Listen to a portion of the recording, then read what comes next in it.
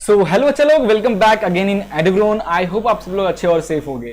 तो यार acid base and salt हम पढ़ रहे थे क्लास 10th का, दैट इज केमिस्ट्री का चैप्टर नंबर 2। तो इस चैप्टर के थ्योरेटिकल पार्ट मैंने सारा पढ़ा दिया है, प्लेलिस्ट बना दिया, आप चेकआउट कर सकते हो। इस चैप्टर का इन टेक्स्ट क्वेश्चन एनसीईआरटी बुक की इंटीरियर जो चैप्टर के अंदर जो क्वेश्चंस होते हैं उनकी भी मैंने उसकी भी वीडियो बना दिया हूं, सारे क्वेश्चन को डिस्कस कर लिया हूं, प्लेलिस्ट में उसको ऐड भी कर दिया हूं। आज अपन इस चैप्टर के एक्सरसाइज के जो क्वेश्चंस हैं उनको डिस्कस करेंगे और आज इस सेशन में हमारा ये चैप्टर खत्म हो जाएगा। देन अपन मूव ऑन करेंगे नेक्स्ट चैप्टर में। तो यार लेट नहीं करते हैं, चलते कंप्यूटर स्क्रीन पे आज के सेशन को स्टार्ट करते हैं। बट एक छोटी सी रिक्वेस्ट है, चैनल पे नए हो तो चैनल को सब्सक्राइब, वीडियो को लाइक और शेयर जरूर करना। चलिए शुरू करते हैं।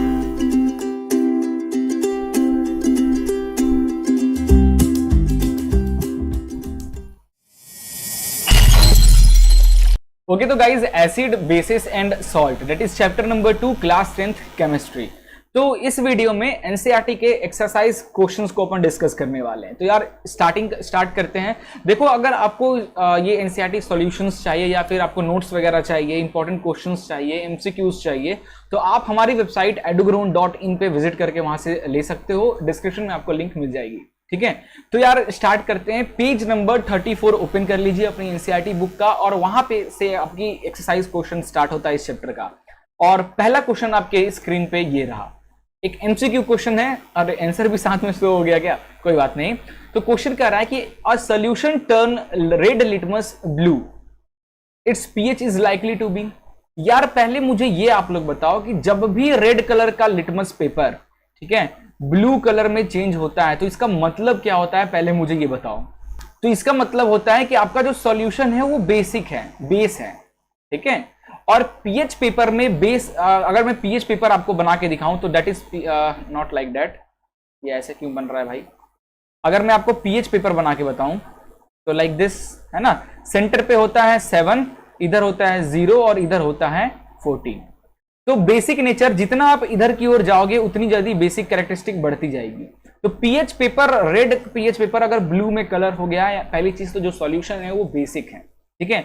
अब पीएच में क्या ऑप्शन देखिए, क्या 1 हो सकता है? 1 तो एसिडिक होता है यार पीएच में, 1 इज एसिडिक तो ये ऑप्शन होगा नहीं। 4 is also acidic, 5 is also acidic, 10, yes 10 is the basic, ठीक है। So option D 10 is the right answer. आगे चलते हैं, अगला क्वेश्चन है, ये a solution react with crushed egg shell to give a gas that turn lime water milky, the solution contain.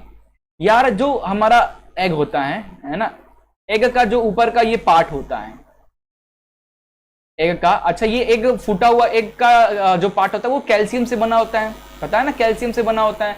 तो यार जब आप इस कैल्शियम को, है ना, कह रहा है कि ये जो कैल्शियम को सॉल्यूशन रिएक्ट, एक सॉल्यूशन है, react with crushed egg shell, इस एग सेल से रिएक्ट कर रहा है to give a gas turned lime water milky, lime water को मिल्की कलर का चेंज कर दे रहा है। द सॉल्यूशन क्या है? तो यार एसिड है, वो क्या है, सॉल्यूशन है, एसिड है, ठीक है। कैल्शियम कार्बोनेट है ना, CaCO3, कैल्शियम कार्बोनेट में HCl डालोगे तो कार्बन डाइऑक्साइड निकलेगा गैस, है ना, CO2 गैस निकलेगा। इस CO2 गैस को जब लाइम, आप थोड़ा सा लाइम वाटर में डालोगे तो लाइम वाटर जो है वो कंप्लीटली व्हाइट कलर का हो जाता है, याद आया? तो HCl is the solution.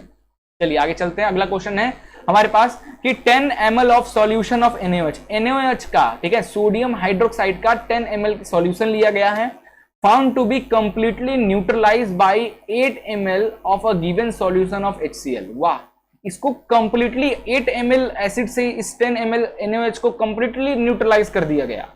If we take 20 ml of the same solution of NaOH, the amount of HCl solution कितना लगेगा भाई? ठीक है, ठीक है। आई होप क्वेश्चन क्लियर हो गया होगा।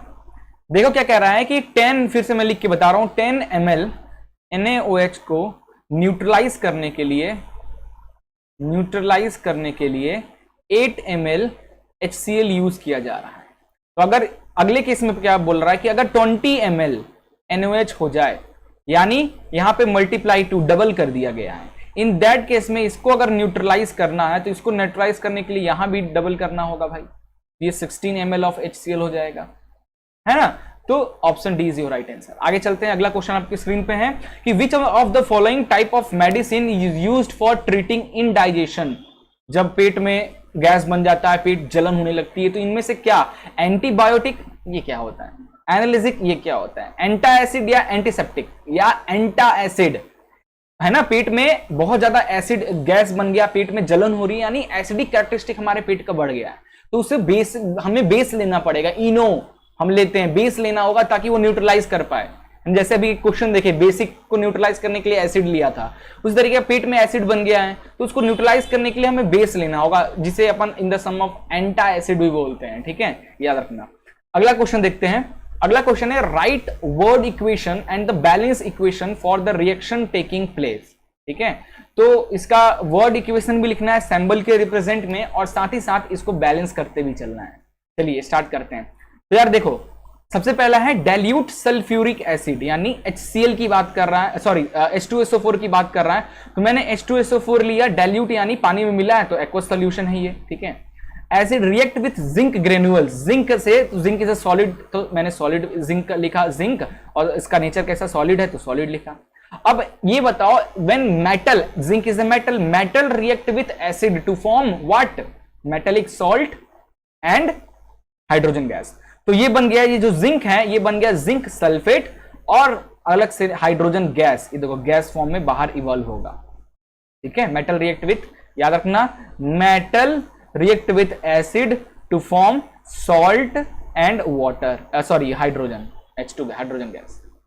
अगला है dilute hydrochloric acid react with magnesium ribbon, तो डाइल्यूट हाइड्रोक्लोरिक एसिड HCl को जब मैग्नीशियम से रिएक्ट कराया तो क्या बनेगा, सॉल्ट बनेगा, और हाइड्रोजन गैस है, तो magnesium chloride is a salt and hydrogen gas evolve होगा।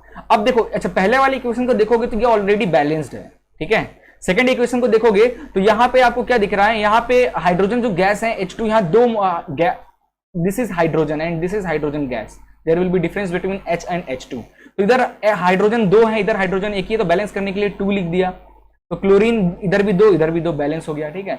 अगला है dilute sulphuric acid react with aluminium powder से रिएक्ट कराया है, तो H2SO4 लिया, एल्यूमिनियम का पाउडर यानी सॉलिड फॉर्म में ही तो है यार पार्टिकल्स, तो क्या है, एल्यूमिनियम सॉल्ट बनेगा और हाइड्रोजन गैस, तो ये बन गया एल्यूमिनियम सल्फेट और हाइड्रोजन गैस, ठीक है, इसको बैलेंस कर लो। अगला है dilute hydrochloric acid react with iron filings, तो HCl को आयरन से रिएक्ट कर दिया, Fe से, तो आयरन क्लोराइड और हाइड्रोजन गैस, सिंपल क्वेश्चन था यार। चलिए नेक्स्ट क्वेश्चन पे चलते हैं। अगला क्वेश्चन कह रहा है कि compounds such as alcohol and glucose also contain hydrogen but are not categorized as acid, describe an activity to prove it. ये इन टेक्स्ट क्वेश्चन में भी ये क्वेश्चन आया था कि अल्कोहल ग्लूकोज में भी तो हाइड्रोजन है, तो फिर वो एसिड बिहेवियर क्यों नहीं देता है, वहीं पे HCl एसिड की तरह है, H2SO4 एसिड देता है, बट जो अल्कोहल है CH4OH, ठीक है, या फिर ग्लूकोज की C6H12O6, ये क्यों, इसमें भी तो हाइड्रोजन है, ये क्यों एसिड बिहेव शो नहीं करता है, इसको एक्टिविटी द्वारा समझाइए। तो बड़ा अच्छा है यार, आप क्या करो, इलेक्ट्रिसिटी बल्ब इस तरीके का कनेक्शन बनाओ, एक इस तरीके का बीकर लो, इसमें यहाँ पे रबर कॉक लगा दो, इसमें 2 नेल लगा दो, इस तरीके से वायरिंग कर दो, सेम प्रोसेस में इसमें भी 2 बीकर में कर लो, एक में डाइल्यूट HCl डालो, एक में ठीक है, एक ये बैटरी आपकी 6 वोल्ट की बैटरी लगा, जैसे आपने डाइल्यूट HCl डाला, HCl में पानी मिला के डाइल्यूट डाला, तो देखा कि बल्ब जो है वो ग्लो कर रहा है। बट वहीं दूसरे केस में जैसे आपने ग्लूकोज डाला तो फिर इस केस में बल्ब ग्लो नहीं कर रहा है। क्यों भाई, हमें पता है इलेक्ट्रिसिटी, यहां इलेक्ट्रॉन फ्री होगा तभी तो इलेक्ट्रिसिटी एक जगह से दूसरी जगह ट्रांसफर होगा। तो HCl में H+ आयन, क्योंकि HCl को पानी में जब मिलाते हो तो हाइड्रोनियम आयन के फॉर्म में, H3O+ आयन के फॉर्म में वो रहता है, और ये देन फर्दर टूट के हाइड्रोजन H2 इस तरीके में डिस्ट्रीब्यूट रहता है। तो जब इलेक्ट्रिसिटी ट्रांसफर करो तो ये हाइड्रोजन आयंस जो हैं, जाहिर सी बात है ये अपना पोजीशन चेंज करेंगे because of this potential difference electricity की हेल्प से। तो ये जब मूव करेंगे तो यहां से मूव होके इसमें गए, देन एक सर्किट कंप्लीट हो गया तो बल्ब जल गई। यहां पे जो हाइड्रोजन है, यहां पे जैसे ग्लूकोज ले 6H12O6, यहां पे पानी में मिलाओ चाहे कहीं भी मिलाओ, ये टूटेंगे नहीं, ये ब्रेक नहीं करेंगे। जब ब्रेक करेंगे नहीं, आयंस होगा ही नहीं, तो इलेक्ट्रिसिटी कैसे पास करेगा, तो ये कैसे जलेगा, पॉसिबल ही नहीं है। ये चीज को यहाँ पे राइटअप में लिखा हुआ है, आप इसको देख सकते हो, मैंने आपको हिंदी में समझा दिया, बाकी राइटअप है आप देख सकते हो, ठीक है। चलिए अगले क्वेश्चन देखते हैं। अगला क्वेश्चन क्या है स्क्रीन पे, why does distilled water not conduct electricity whereas rain water does. यार नहीं बता पाओगे, डिस्टिल्ड वाटर यार आपके घर में जो एक्वागार्ड लगा के आप जो पानी निकाल रहे हो, आयंस लगभग उसमें खत्म ही हो जाते हैं, है ना। तो कैसे वो इलेक्ट्रिसिटी कंडक्ट करेगा? इलेक्ट्रिसिटी के लिए भाई फ्री इलेक्ट्रॉन्स होने चाहिए मूव करने के लिए। इलेक्ट्रिसिटी चैप्टर में पढ़ रहे हो ना, इलेक्ट्रिसिटी को अगर एक जगह से दूसरी जगह इलेक्ट्रिसिटी आपने यहां दिया, यहां पे अगर आपको चाहिए तो इसके आपकी जो भी मेटल है चाहे जो भी ले उसमें फ्री इलेक्ट्रॉन्स होने चाहिए ना, तभी तो वो जब एक दूसरे को पुश करके आगे बढ़ेंगे और इलेक्ट्रिसिटी ए से बी तक ट्रांसफर होगी। सेम टू सेम पानी का भी यही केस है, सॉल्यूशन में भी आयंस होंगे तभी तो वो ट्रांसफर होंगे, एक दूसरे को मूव करे, एक जगह से दूसरी जगह जाएंगे तो इलेक्ट्रिसिटी की सर्किट कंप्लीट होगी, चीजें काम करेंगी। डिस्टिल वाटर में कैसे होता है? वही हम एसिड रेन की बात करें तो जो रेन वाटर की बात करें तो रेन वाटर में हमें पता है, रेन वाटर में क्योंकि वो पॉल्यूशन इतना ज्यादा, आसमान में पॉल्यूशन, इतने सारे गैसेस हैं, हाइड्रोजन है, आयंस हैं, ठीक है। जब ये बारिश होता है तो वो सब उसमें घुल के वो नीचे आता है, बूंदों में, बारिश की बूंदों में ये सब चीजें मिल के आती हैं, उसमें आयंस आ जाते हैं, ठीक है। अब उसमें इलेक्ट्रिसिटी मार करोगे तो झटके लगेंगे ही, है ना। तो ये चीज लिखा हुआ है, distil water can not conduct electricity because it does not contain ions while rain water conduct electricity as it contain ion due to presence of dissolved salt in it, ठीक है। डिसॉल्व्ड सॉल्ट की बात कर लो कि आसमान में ऐसे अपने पास बहुत सारे क्लोरीन है, हाइड्रोजन है, सब है, जब जुड़ेगा तो कुछ ना कुछ तो आयंस बनेंगे, लाइक दैट, है ना। चलिए आगे चलते हैं। अगला क्वेश्चन आपके स्क्रीन पे है कि why do acid not show acidic behaviour in the absence of water. यार अगर आप ड्राई एकदम सूखा हुआ HCl लोगे, ठीक है, अब उसमें आप लिटमस पेपर आप चेक कर लो, लिटमस पेपर आप डाल लो, ठीक है, कौन सा कलर का? ब्लू लिटमस पेपर आप डाल लो, इसका कलर चेंज होगा ही नहीं, क्योंकि जितने भी हमारे इंडिकेटर्स होते हैं, लिटमस पेपर होते हैं, चाहे फिनोफ्थलीन होते हैं, सब क्या करते हैं, वो एसिड और बेस कैसे पहचानते हैं। आप जब इसको डिप करते हो सॉल्यूशन में तो वो क्या करते हैं, सॉल्यूशन में देखते हैं क्या उसके अंदर हाइड्रोनियम आयन है क्या, या H+ आयन ढूंढते हैं, या फिर हाइड्रोक्साइड आयन ढूंढते हैं। तो अगर ये उनको मिल गया तो बता देंगे भाई ये एसिडिक सॉल्यूशन है। अगर उनको ये मिल गया, ये आयन मिल गया, हाइड्रोक्साइड का आयन मिल गया उस सॉल्यूशन में, देन बोल देंगे भाई ये जो है वो बेसिक है ना। तो ड्राई HCl में HCl जो है वो ये बॉन्ड में H के साथ Cl जुड़ा रहता है, ये अलग नहीं रहते हैं। तो कैसे डिटेक्ट कर पाएगा? जैसे आप इसमें पानी मिलाते हो HCl में, जैसे आप वाटर आप मिलाते हो तो ये फिर अलग अलग हो जाता है, लाइक दिस प्लस Cl, है ना। अब इस H3O हाइड्रोनियम आयन को बड़ी आसानी से हमारे इंडिकेटर्स पकड़ लेते हैं और बता देते हैं कि यार ये एसिडिक है, बट ड्राई को नहीं बता पाएंगे, ठीक है। तो वो रीजन यहां पर लिखा है, acid do not show acidic behaviour, ठीक है, acidic behaviour in the absence of water because the dissolution of hydrogen ion form an acid occurs in the presence of water only। सिर्फ वाटर के present में ही hydrogen ion पैदा होगा, उसी को detect करेगा, तभी तो इंडिकेटर्स बताएगा कि भाई एसिड है कि बेस, ठीक है। आगे चलते हैं, अगला क्वेश्चन हमारे स्क्रीन पे है कि 5 सॉल्यूशन है A B C D E when tested with universal indicator। सो एक में मान लो A में 4 शो किया, B में 1, C में 11, D में 7 और E में जो है 9 शो कर रहा है रिस्पेक्टिवली। विच सॉल्यूशन इज, इसमें से न्यूट्रल सॉल्यूशन कौन से बीकर में रखा होगा? तो देखा जाए तो 7 पीएच पेपर में, हमारा जो पीएच पेपर होता है 7 यानी न्यूट्रल,